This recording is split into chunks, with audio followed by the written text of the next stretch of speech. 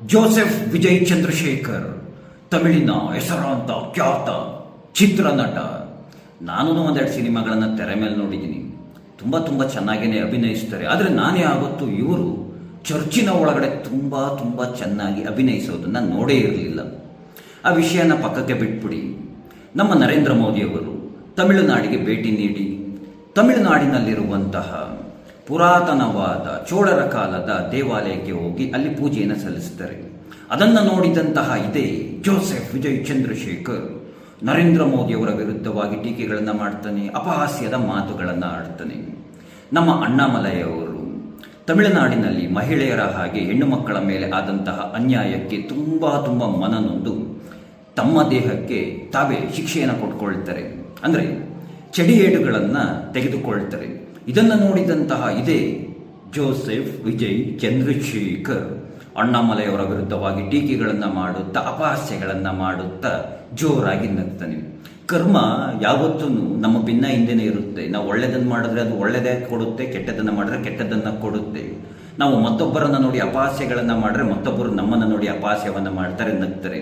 ಇದಕ್ಕೆ ಒಂದು ಉತ್ತಮವಾದಂತಹ ಉದಾಹರಣೆ ಅಂದರೆ ಇತ್ತೀಚೆಗೆ ಇದೇ ಶೋಭಾ ಚಂದ್ರಶೇಖರ್ ಅವರ ಪ್ರೀತಿಯ ಮಗನಾಗಿರುವಂತಹ ಜೋಸೆಫ್ ವಿಜಯ್ ಚಂದ್ರಶೇಖರ್ ತಮಿಳುನಾಡಿನಲ್ಲಿರುವಂತಹ ಒಂದು ಚರ್ಚ್ಗೆ ಭೇಟಿ ನೀಡಿ ಮಂಡಿಯೂರಿ, ಹೇಳಿ ಇದು ಕಾಲು ಅಂದರೆ ಹೀಗೆ ಮಡಚಿ, ಹೀಗೆ ಮಂಡಿಯೂರಿ ಹೀಗೆ ನಡ್ಕೊಂಡು ಹೋಗಿ ತಾನು ನಂಬುವಂತಹ, ತಾನು ಆರಾಧಿಸುವಂತಹ, ತಾನು ಪೂಜಿಸುವಂತಹ ದೇವರ ಮುಂದೆ ಹೋಗಿ ಪ್ರಾರ್ಥನೆಯನ್ನು ಸಲ್ಲಿಸ್ತಾರೆ. ಇದರಲ್ಲಿ ಯಾವ ಸೈನ್ಸ್ ಇದೆ? ಇದರಿಂದ ಯಾವುದಾದ್ರು ಸೈನ್ಸ್ ಇದೆಯಾ? ಸನಾತನ ಹಿಂದೂ ಧರ್ಮದವರಿಗೆ ತಿಳಿಯದಂತಹ ಯಾವುದೋ ಮತ್ತೊಂದು ಕಾಸ್ಮಿಕ್ ಸೈನ್ಸ್ ಅಡಗಿರ್ಬೇಕಲ್ವಾ? ಹೀಗೆ ಮಂಡಿ ಹುರ್ಕೊಂಡು ಹೋಗಿ ಪ್ರಾರ್ಥನೆಯನ್ನು ಮಾಡುವುದರ ಹಿಂದೆ ಈಗ ಈ ರೀತಿಯಾಗಿ ಮಂಡಿ ಹುರ್ಕೊಂಡು ಹೋಗಿ ಪ್ರಾರ್ಥನೆಯನ್ನು ಸಲ್ಲಿಸಿದ್ದು ನಮಗೂ ತಮಾಷೆ ಕಾಣಿಸ್ತಿದೆ. ನಿಜವಾಗ್ಲೂ ನಗು ಬರ್ತಾ ಇದೆ ನನಗೆ ಆ ವಿಡಿಯೋವನ್ನು ನೋಡಿದ ನಂತರ. ನಿಮ್ಮ ನಂಬಿಕೆಗಳು ನಿಮಗೆಲ್ಲ ನಂಬಿಕೆಗಳಾಗಿರ್ತವೆ, ಮತ್ತೊಬ್ಬರ ನಂಬಿಕೆಗಳು ಮೂಢನಂಬಿಕೆಗಳಾಗಿ ಕಾಣಿಸ್ತಾವಲ್ವ ನಿಮಗೆಲ್ಲ. ಇದು ಯಾವುದ್ರಿ ನಿಮ್ಮದು ಡಬಲ್ ಸ್ಟ್ಯಾಂಡರ್ಡು? ನೀವೆಲ್ಲ ನೋಡಿರಬೇಕು. ಇತ್ತೀಚೆಗೆ ಅಂದರೆ ಈಗ ಒಂದೂವರೆ ವರ್ಷದ ಹಿಂದೆ ಪವನ್ ಕಲ್ಯಾಣ್ ಅವರು ಒಂದು ಚುನಾವಣೆಯ ರ್ಯಾಲಿಯಲ್ಲಿ ತಿರುಪತಿ ತಿಮ್ಮಪ್ಪನ ಒಂದು ಫೋಟೋವನ್ನು ಇಟ್ಕೊಂಡಿರ್ತಾರೆ. ಹಾಗೆ ಹನುಮಂತನ ಗದೆಯನ್ನು ಹಿಡ್ಕೊಂಡು ಚುನಾವಣೆಯ ಪ್ರಚಾರವನ್ನು ಮಾಡ್ತಾರೆ. ಇದನ್ನು ನೋಡಿದಂತಹ ಇಲ್ಲಿರುವಂತಹ ಜಾತ್ಯಾತೀತ ಹಿಂದೂಗಳು ಅಯ್ಯೋ ಮಾತನಾಡಿದ್ರು ಸೆಕ್ಯುಲರ್ ಕಂಟ್ರಿ ಅಂತ ಇದು, ಈ ರೀತಿಯಾಗೆಲ್ಲ ನಡ್ಕೊಳ್ಬಾರ್ದಂತೆ, ಪಬ್ಲಿಕ್ನಲ್ಲಿ ಒಂದು ಧರ್ಮವನ್ನು ಸೂಚಿಸುವಂತಹ ಪೋಸ್ಟರ್ಗಳನ್ನ ನಡ್ಕೋಬಾರ್ದಂತೆ, ಇದು ಜಾತ್ಯಾತೀತ ಸಿದ್ಧಾಂತಕ್ಕೆ ವಿರೋಧವಂತೆ. ಇದೇ ಜೋಸೆಫ್ ವಿಜಯ್ ಚಂದ್ರಶೇಖರ್ ಇತ್ತೀಚೆಗೆ ಚುನಾವಣೆಯ ರ್ಯಾಲಿಯಲ್ಲಿ ಯೇಸುವಿನ ಫೋಟೋ ಹಿಡ್ಕೊಂಡು ಚುನಾವಣೆಯ ಪ್ರಚಾರವನ್ನು ಮಾಡಲಿಲ್ವಾ? ಡೌಟಾ? ಸಂಶಯನ? ಗೂಗಲ್ ಮಾಡಿ ನೋಡಿ, ವಿಡಿಯೋ ಸಮೇತ ಸಿಗುತ್ತೆ, ಫೋಟೋಗಳನ್ನು ಸಿಗುತ್ತೆ. ಇದನ್ನು ಯಾರು ಖಂಡಿಸಲೇ ಇಲ್ಲ. ಯಾಕೆ ಖಂಡಿಸ್ತಿಲ್ಲ? ಸನಾತನ ಧರ್ಮದ ಆಚರಣೆಗಳು ಬಂದಾಗ ಮಾತ್ರ ಏನು ರಾಜಾರೋಷವಾಗಿ ಮುಂದೆ ಬಂದು ಖಂಡಿಸುವಂತಹ ಗಂಜಿಗಿರಾಕಿಗಳು ಇಂತಹದ್ದನ್ನು ಖಂಡಿಸೋದೇ ಇಲ್ಲ. ನರೇಂದ್ರ ಮೋದಿಯವರು ಹಿಂದೂ ದೇವರುಗಳನ್ನು ಪೂಜೆಯನ್ನು ಸಲ್ಲಿಸುವ ಹಾಗಿಲ್ಲ, ದೇವಾಲಯಗಳಿಗೆ ಹೋಗೋದಿಲ್ಲ, ಟೀಕೆಗಳನ್ನು ಮಾಡೋದು, ಅಪಹಾಸ್ಯಗಳನ್ನು ಮಾಡೋದು. ಪವನ್ ಕಲ್ಯಾಣ್ ಅವರು ತಿರುಪತಿಗೆ ಭೇಟಿಯನ್ನು ನೀಡಿದರೆ ಜಾತ್ಯಾತೀತೆಯ ಸಿದ್ಧಾಂತಗಳನ್ನು ತಿಳಿಸೋದು.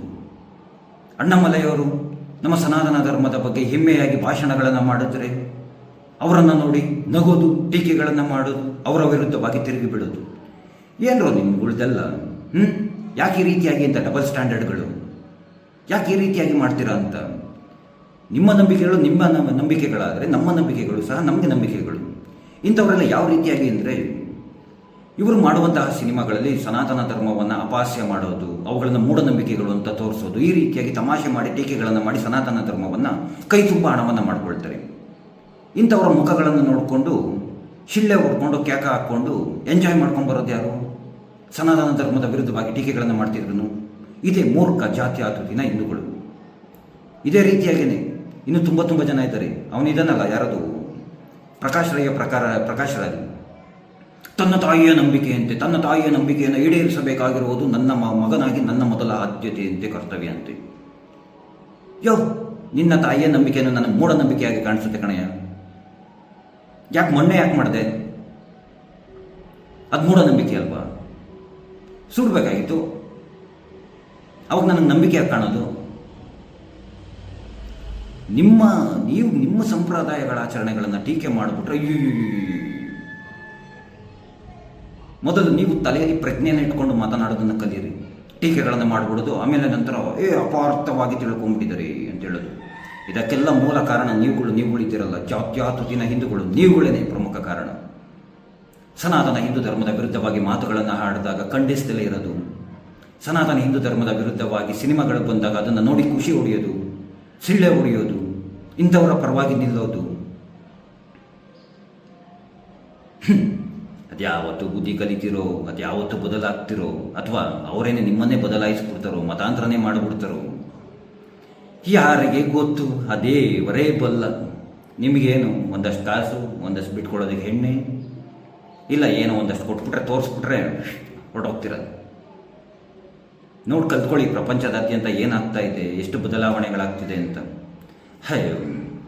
ನಿಮ್ಮನ್ನು ಹಿಂದೂಗಳನ್ನು ತುಂಬ ತುಂಬ ಚೆನ್ನಾಗಿ ಮುಟ್ಟಾಳರನ್ನಾಗಿ ಮಾಡ್ಬೋದು. ಯಾಕೆ ನಮ್ಮ ರಾಜ್ಯದಲ್ಲೇ ತೆಗೆದುಕೊಳ್ಳಿ, ನಮ್ಮ ಧರ್ಮಸ್ಥಳದ ವಿರುದ್ಧವಾಗಿ ಅವನು ಯಾರೋ ಸಮೀರಾನ್ ಅವ್ನು ನಿಂತ್ಕೊಂಡ, ಬುಡೆ ಬಿಟ್ಟ ನಂಬ್ಕೊಂಡ್ರಿ, ಚಪ್ಪಾಳೆ ಹೊಡೆದ್ರಿ, ಅಯ್ಯೋ ನಮ್ಮ ಹೆಣ್ಣು ಮಕ್ಕಳು ಶಿಳ್ಳೆ ಹೊಡ್ಕೊಂಡು ಕುಣಿದಾಡ್ಬಿಟ್ಟು ತಕ ತಕ ತಕ ತಕ ತಕ ಅಂತ.